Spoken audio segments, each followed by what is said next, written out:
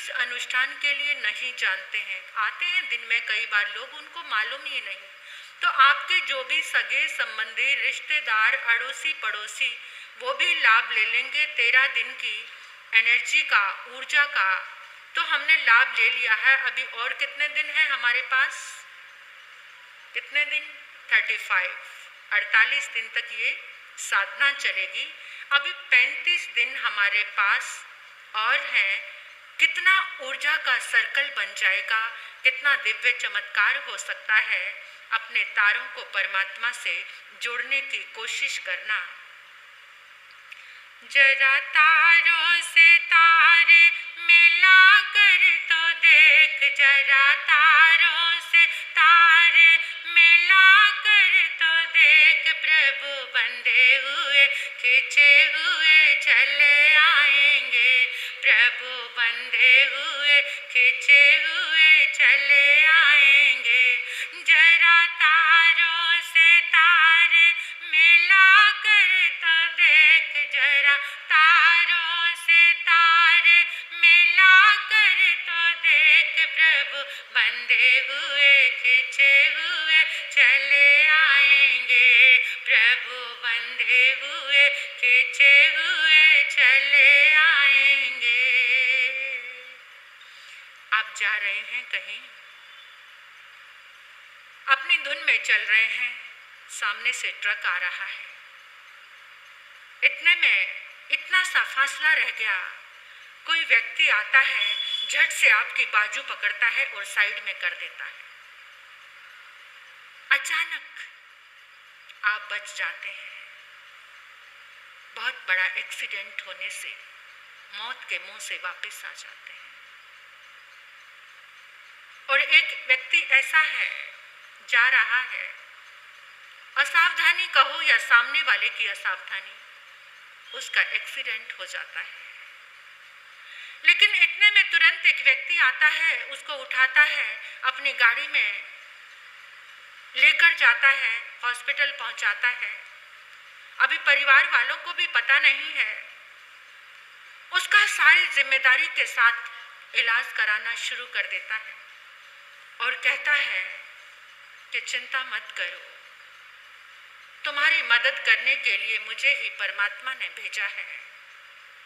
जो खर्चा भी होगा उसकी चिंता मत करना, तुम स्वस्थ हो जाओ, बस मुझे ये मौका मिला है, मैं तुम्हारी सेवा करूंगा।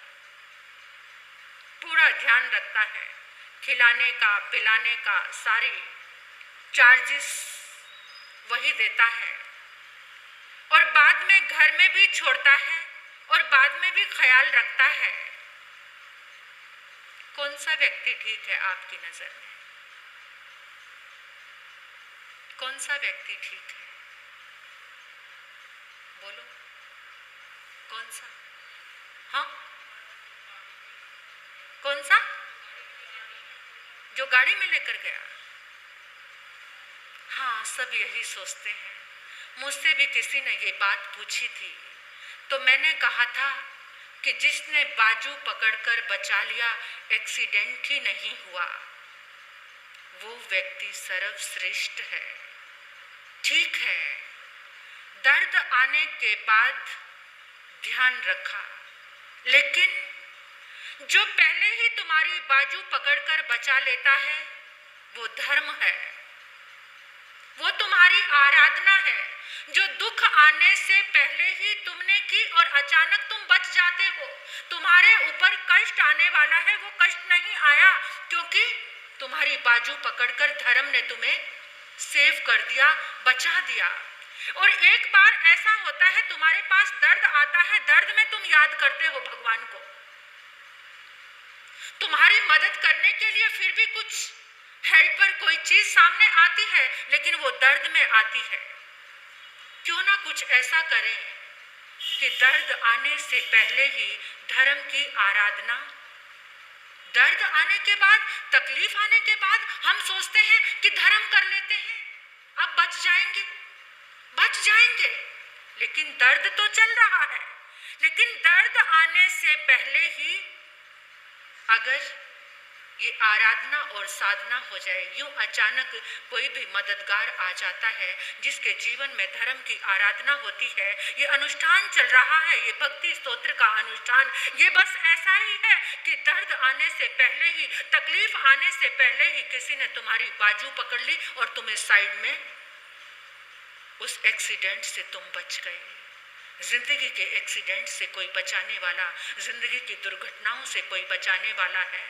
मैंने पहले भी आपको एक बात कही थी कि जब डॉक्टर भी अपनी दवाओं से, अपने इलाज से हार जाता है तो वो क्या कहता है, मैं तो सब कुछ कर चुका हूं, अब भगवान से तो क्यों ना वो दुआ हम पहले ही मांग लें, और पहले ही मांग लेंगे तो जीवन हमारा बच सकता है।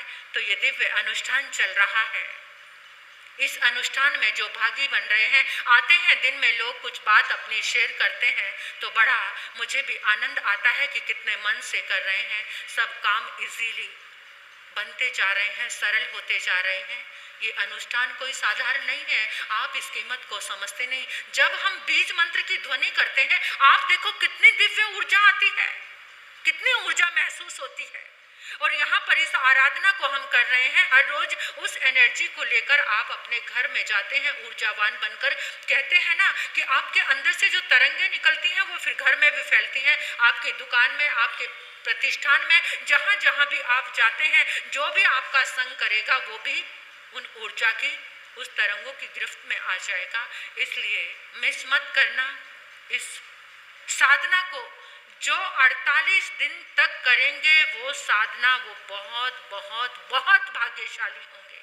समझ लेना कि उनके भवों का अंत शीघ्र होगा, क्योंकि 48 दिन तक इस अनुष्ठान को कोई परम पुण्यवान ही कर सकता है। कोई 1 दिन, 2 दिन, 4 दिन, फिर बीच में कुछ अंतराय, उस अंतराय को जीत के आपको इस आंगन में पहुंचना है, चाहे कोई भी अंतराय आ जाए। टाल सकते हो तो टाल देना, अंतराय आएगी क्योंकि आपने संकल्प लिया है।